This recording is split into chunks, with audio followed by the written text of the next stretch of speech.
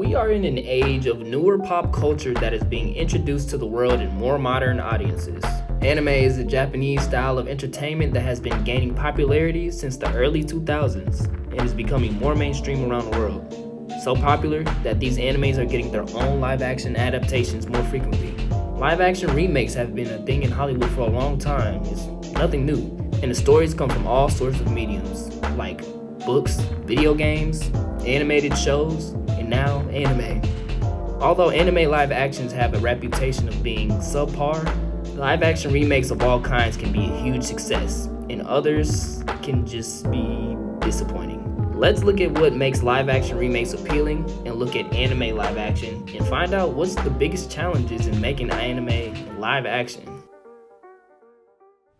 Before we dive into live action animes, let's dive into live action remakes in general.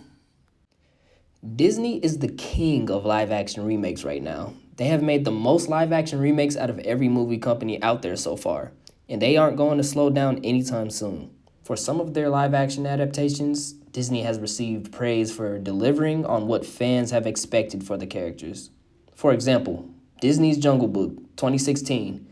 According to the critics' consensus on Rotten Tomatoes, the movie was as lovely to behold as it is engrossing to watch. The Jungle Book is the rare remake that actually improves upon its predecessors, all while setting a new standard for CGI.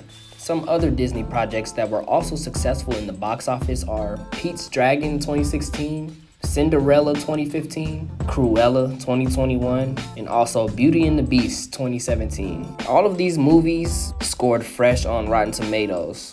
I mean, they have great cinematography, they have wonderful acting, and they stay true to the story. Anyway, besides Disney, like I previously brought up, there are other live-action movie remakes. Teenage Mutant Ninja Turtles, which started off as an animated series, got 3 movies in the 90s, which did very well. They utilized costumes for the Ninja Turtles, but unfortunately, they got a reboot in 2014, and it turned it into an all CGI cast and wasn't received well by audiences.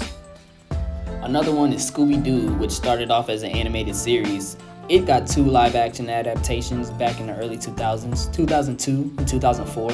And even though these movies weren't rated that high, they still impacted culture pretty well. Avatar: The Last Airbender, which got its live-action adaptation back in 2010, and this movie did so bad that it got 5% on Rotten Tomatoes.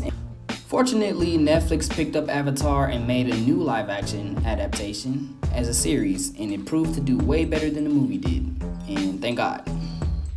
Then we have the live-action book adaptations, which are Lord of the Rings, Harry Potter, Hunger Games, Dune. There's more, but you see my point? All of these live-action references bring me back to anime.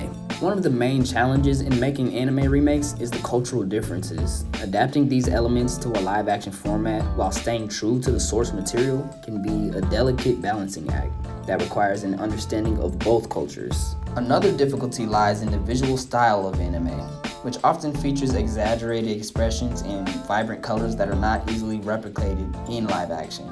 Creating believable special effects and costumes that capture the essence of the original anime while still looking realistic can be a costly and time-consuming process. Anime fans are known for their passionate devotion to the source material, making it challenging for filmmakers to meet their high expectations. Any changes or deviations from the original story or characters are likely to be met with criticism and backlash, creating additional pressure on filmmakers to get it right. In an article, The Art of Bringing Stories to Life by Sydney Bumpus, she explains what makes a cinematic experience for fans and non-fans. And she basically says the balance between creative ambitions and audience expectations becomes crucial in sustaining the adaptation's integrity. This is why it's crucial to understand both cultures whenever making live-action anime remakes. One given when making these remakes is to get the casting right.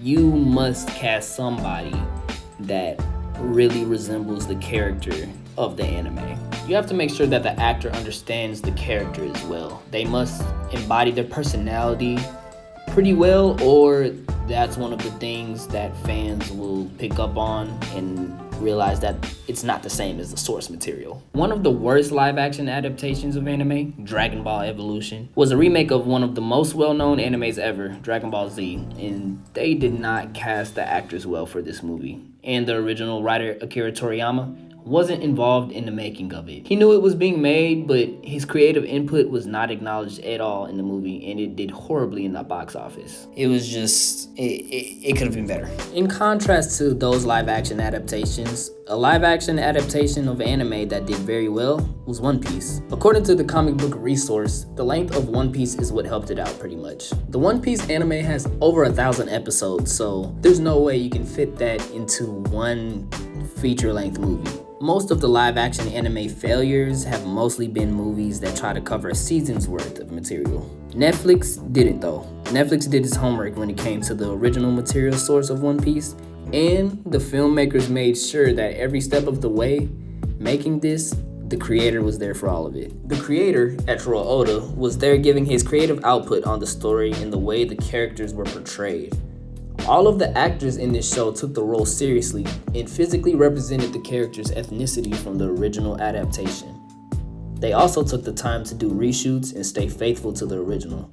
Since they had the creator there, they weren't going to release the project until he approved of the show altogether.